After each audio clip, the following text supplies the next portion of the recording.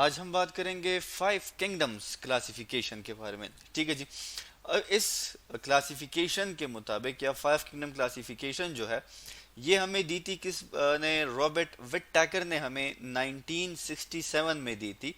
और इस क्लासिफिकेशन के मुताबिक दुनिया में जितने भी जानदार मौजूद हैं उनको हमने पांच ग्रुप्स में तकसीम कर दिया, क्लासिफाई कर दिया।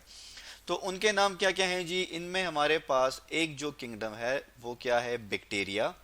दूसरा जो किंगडम है वो है प्रोटेस्टा। और फिर तीसरा जो किंगडम है हमारे पास फंजाई।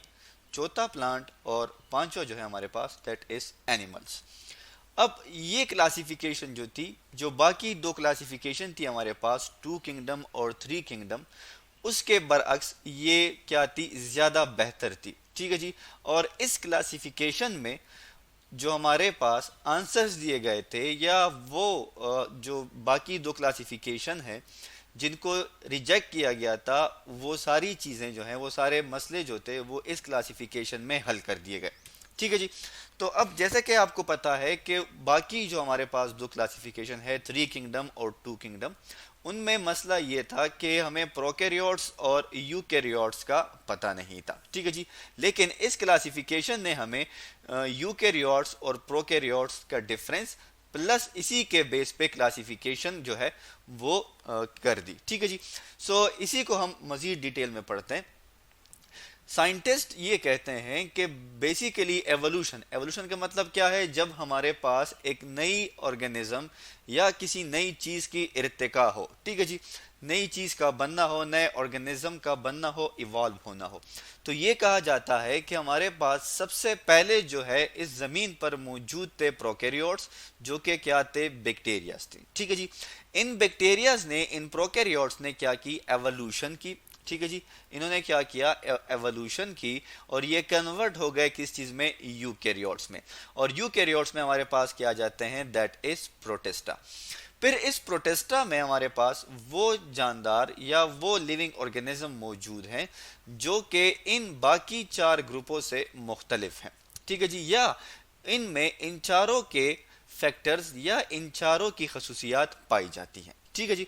तो इसमें जैसा कि आपको पता है हमारे पास मौजूद है एलजी, और हमने यहाँ पे लिख दिया है कि एलजी क्या है? बेसिकली ये प्लांट लाइक है। ठीक है जी। लेकिन हम इसको प्लांट्स में नहीं रख सकते।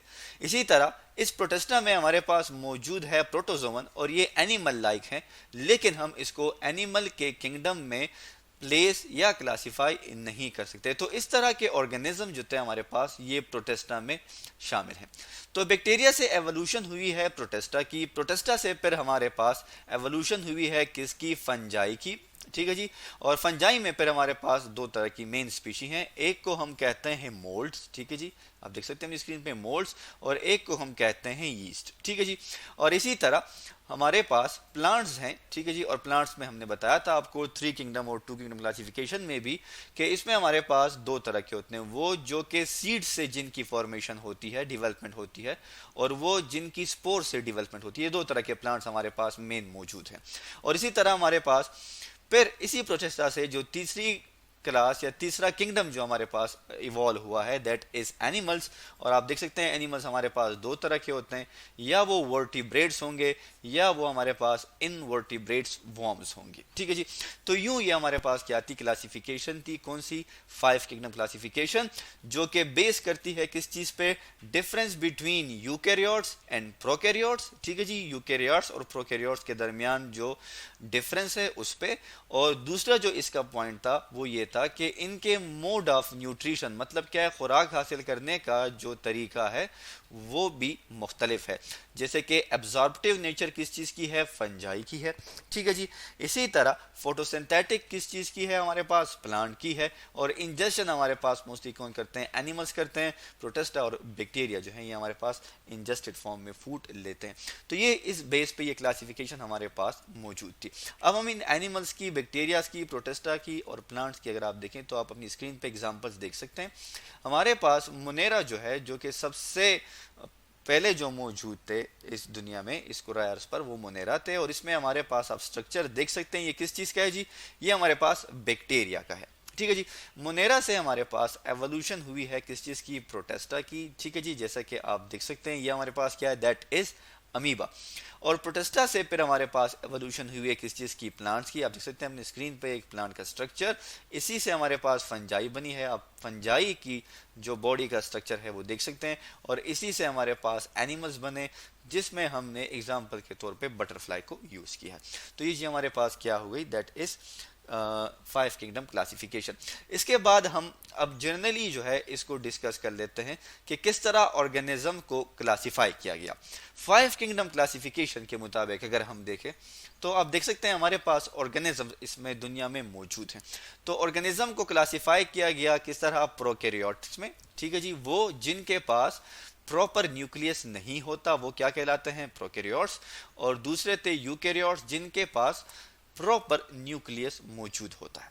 तो प्रोकैरियोट्स में हमारे पास एक ही किंगडम है जिसे हम क्या कहते हैं, दैट इज मोनेरा, जिसमें हमारे पास बैक्टीरियाज आ जाते हैं, ठीक है जी। और यूकैरियोट्स को हमने अगेन क्लासिफाई किया दो ग्रुप्स में। एक को हमने नाम दिया यूनिसेलुलर का, जिसमें हमारे पास आ जाते हैं प्रोटेस्टा, जैसे कि अमीबा हो गई।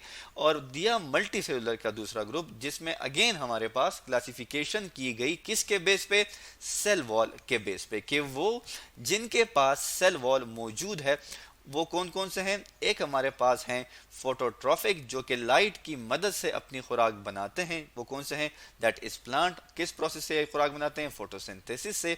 और एक है हमारे पास हेट्रोट्रॉफिक, जो कि अपना खुराक खुद नहीं बना सकते, एब्जॉर्प्टिव वे में ये क्या करते हैं, अपना खुराक हासिल करते हैं। और इसमें हमारे पास आ जाता है फंजाई।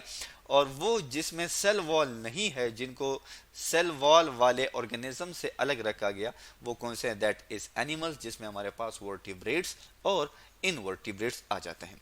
तो इस क्लासिफिकेशन को हमारे पास अगेन मॉडिफाइड किया।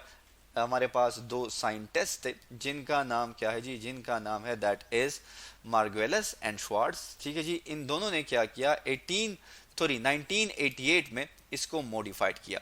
इनके मुताबिक हम जितने भी ऑर्गेनिज्म हैं उन्हें 3 सुपर किंगडम्स में डिवाइड करते हैं। जो फर्स्ट किंगडम हमारे पास आ जाता है, दैट जिसमें हमारे पास मोनेरा आता है, दैट इज प्रोकैरियोट्स, ठीक है जी। हमारे पास इसमें क्या आते हैं, प्रोकैरियोट्स आते हैं। ये हमारे पास प्रोकैरियोट एक सुपर किंगडम है जिसमें हमारे पास मोनेरा मौजूद है। इसी तरह जो दूसरा सुपर किंगडम हमारे पास है, दैट इज यूकैरियोट्स, जिसमें हमारे पास प्रोटेस्टा, फंजाई, प्लांटाई और एनिमेलिया मौजूद है। और जो हमारे पास थर्ड है, दैट इज वायरसेस, जो कि नॉन सेलुलर ऑर्गेनेलिज हैं। कुछ साइंटिस्ट ये कहते हैं कि ये हमारे पास यूकैरियोट्स और प्रोकैरियोट्स की बाउंड्री पे पाए जाते हैं। कि मतलब क्या है कि ना ये हमारे पास यूकैरियोट्स की प्रॉपर्टी इनमें है और ना इनमें प्रोकैरियोट्स की प्रॉपर्टी है। और ये भी कहा जाता है कि ना इनमें लिविंग सेल्स की प्रॉपर्टी भी पाई जाती है और नॉन लिविंग सेल्स की भी प्रॉपर्टी पाई जाती है। तो अब हम देख लेते हैं कि मोनेरा जो है इस पे की क्या क्या प्रॉपर्टीज हैं और इसकी कौन कौन सी खसूसियात हैं। तो मोनेरा के बारे में हम ये कहते हैं कि ये हमारे पास प्रोकैरियोटिक्स हैं, ठीक है जी, प्रोकैरियोट ऑर्गेनिज्म है। और ये हमारे पास प्रोकैरियोट ऑर्गेनिज्म होने के साथ साथ क्या है, यूनिसेलुलर भी है। मतलब क्या है कि इनके पास एक सेल मौजूद है, ठीक है जी। जबकि ये क्लस्टर और कॉलोनीज की शक्ल में भी रह सकते हैं। इसके अलावा जो है अगर हम इसकी बात करें तो ये हमारे पास इसमें दो ऑर्गेनिज्म है। एक वो जो कि हेट्रोट्रॉफ हैं, जो कि अपना खुराक खुद नहीं बनाते, दैट इज बैक्टीरिया। और एक वो जो कि अपना खुराक खुद बना सकते हैं, दैट इज सियानो बैक्टीरिया, जिसको हम ब्लू ग्रीन एलजीबी कहते हैं। इसके बाद हम बात कर लेते हैं प्रोटेस्टा की। प्रोटेस्टा जो है ये हमारे पास बेसिकली क्या है, ये हमारे पास यूकैरियोट्स हैं, यूनिसेलुलर हैं, ठीक है जी। और इसमें हमारे पास कुछ ऑर्गेनिज्म जो हैं वो सिंपल मल्टी सेलुलर हैं, ठीक है जी। इसको हम अगेन 3 हिस्सों में डिवाइड कर देते हैं क्योंकि इसमें 3 तरह के ऑर्गेनिजम्स पाए जाते हैं। एक इसमें पाई जाती है एलजी, ठीक है जी। एलजी क्या है हमारे पास, एलजी जो है ये हमारे पास यूनिसेलुलर है, ठीक है जी, और सिंपल मल्टी सेलुलर भी है, ठीक है जी।